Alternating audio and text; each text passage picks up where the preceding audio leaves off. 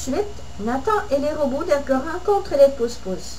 Tome 1, auteur et illustratrice Guylaine Saint-Pierre. Chapitre 3. Le voyage sur Titrus. Partie 9. Dans la jungle de Titrus, les habitants, les dinosaures étaient tous venus les accueillir. Plein de petits et de gros dinosaures. Nathan avait les yeux écarquillés, les dinosaures aussi. Ils se voyaient tous pour la première fois. Nathan, lui sur Terre, avait une collection de dinosaures, mais ceux-là étaient très sympathiques et bien plus jolis.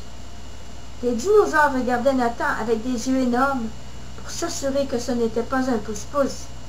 Ils se mirent à renifler les vêtements de Nathan et ses cheveux furent aspirés dans les narines d'un des plus gros. Nathan perdit l'équilibre et tomba. « Hi hi hi » cria Nathan, sa chatouille. Un des dinosaures qui avait tenté de retenir sa chute s'excusa auprès de lui. « Ce n'était pas voulu, dit le chef des dinosaures, Pucci. Allons vers le temple secret. Nous avons le plan de votre chef et un morceau du mandor, poursuit-il. La végétation semblait trop dense pour que l'on puisse marcher. Alors Nathan et les robots grimpèrent sur le dos des dinosaures. Nathan monta sur le dos de Colline. Elle s'offrit la première car elle aimait l'odeur de Nathan. C'est une histoire d'odeur pour certains dinosaures. Tous se mirent en route alors, à travers la jungle, vers le temple. Les insectes et les autres bestioles s'étaient tous arrêtés en chemin et ils regardaient Nathan et les robots avec curiosité. Ramès ne voulait pas détruire la végétation ou agir sans la permission des dinosaures. Les dinosaures n'ont pas besoin de villes et de ponts. Ils aiment la nature telle qu'elle. Les robots s'adaptent et respectent la planète et la culture des autres. Nathan, sur le dos de Colline, voyait de loin la vallée où se trouvait le temple. Le temple était le seul endroit de la planète où il y avait de la lumière. Dans le ciel, Nathan pouvait voir de nouvelles planètes et de nouvelles lumières qui traversaient le ciel comme nulle part ailleurs. Une nouvelle galaxie avec tant de choses à découvrir. Puis, un brouillard épais se mit à traverser la jungle lorsqu'ils parvinrent au temple. Tous suivaient la scène de près. Le parfum des nouvelles fleurs enivrait Nathan. « Mais qu'est-ce que ça sent bon ici, dit-il. » Plus il se rapprochait du temple, plus la lumière éclairait la végétation, et c'est là que Nathan vit pour la première fois la fleur rouge, et il tomba en amour avec elle. Plein de fleurs, de vignes, de fruits, d'arbres, d'animaux, tous plus mignons et étranges les uns que les autres. Les fruits étaient gros et abondants, quelle beauté! Selon Yor, les pousse-pousse n'aiment pas les fleurs rouges, parce que c'était la couleur de l'amour, et selon la religion métanienne, cela représentait le péché, et ils les avaient fait toutes disparaître sur les autres planètes qu'ils avaient envahies. Nathan trouvait que cette religion était l'une des plus tristes de tout l'univers. Il ne voulait surtout pas que cela arrive à la Terre. Il pensait que c'était insensé de tuer ou anéantir ces fleurs au nom d'une religion. Il fallait être fou, pensa-t-il. Ah, ces pousse-pousse, ils sont vraiment cruels et bêtes. Pas de fleurs, pas de musée, pas d'amour. Ils me font pitié. On va gagner contre eux. Ce ne sera pas facile, mais on va gagner. La végétation était devenue comme vivante, et elle se tassait pour ouvrir le chemin aux dinosaures. Au loin, on pouvait voir les énormes portes du temple qui s'entr'ouvraient. Ils entrèrent tranquillement, et virent au centre un feu. La flamme était d'un bleu fluorescent. Nathan, toujours curieux, n'avait jamais vu de feu bleu fluorescent. Il descendit et s'approcha tranquillement. Tout était magique autour de lui. Un rêve. Mais non, Nathan n'avait pas pu s'imaginer de telle splendeur. Il pensait à la mission encore et toujours de plus en plus fort.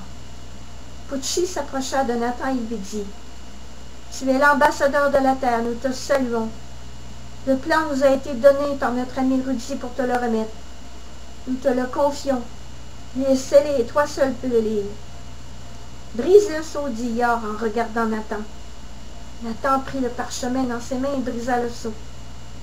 Le rouleau s'ouvrit et se déploya tout seul. Au-dessus, une image 3D s'allumait. On voyait le grand chef de l'Union galactique, Maitreya. Il était entouré de d'autres créatures bizarres.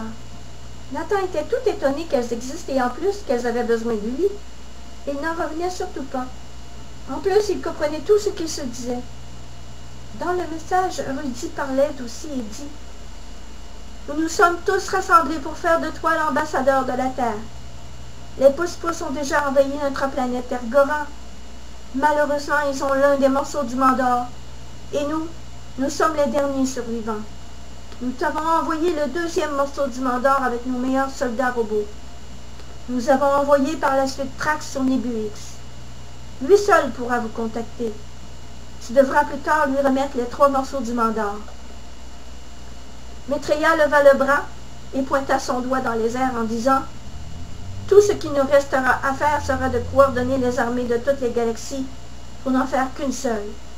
Ce sera notre meilleure défense pour attaquer Ergoran. De plus, il ne laissera pas les pousse-pousse s'approcher de la planète Nibuix. Il placerait des gardiens partout.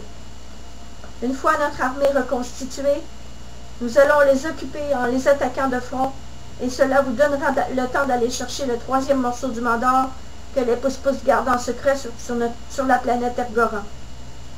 Ensuite, vous retournerez sur la Terre pour prendre les 3 morceaux du Mandor pour aller les porter sur Nibuix. Trax pourra ainsi diriger notre armée et en finir avec les pousse-pousse. » Rudy lui dit « Lorsque le Mandor sera complet, tout ce qu'il nous restera à faire sera de retourner la force du mal contre eux. La planète Nibuix se promènera d'une galaxie à une autre, et là nous rassemblerons toute notre armée secrète, non pas seulement pour combattre les pousse-pousse, mais pour rendre à tous les peuples leur planète. Voici notre plan, Nathan. Toutes les galaxies sont au courant et se préparent en ce moment. Il nous semble évident que ta nouvelle amie Mira s'est jointe à cette mission, et nous acceptons cette terrienne au même titre que toi, dit-il. Bonne chance, dit Maitreya. Le message se termina, et tout disparut sans laisser de traces du parchemin. Nathan réfléchit et dit « Bon, si l'on peut, on ira chercher non seulement un morceau du Mandor, mais aussi les autres robots. Il ne faut pas les laisser aux mains des pousse-pousse. Je pourrais installer une barrière de force énergétique autour de la Terre plus tard une fois de retour sur Terre, dit Logan. » Nathan se dit que le plan était simple, mais il savait aussi que ce ne serait pas si simple que ça. Il fallait maintenant le mettre à exécution.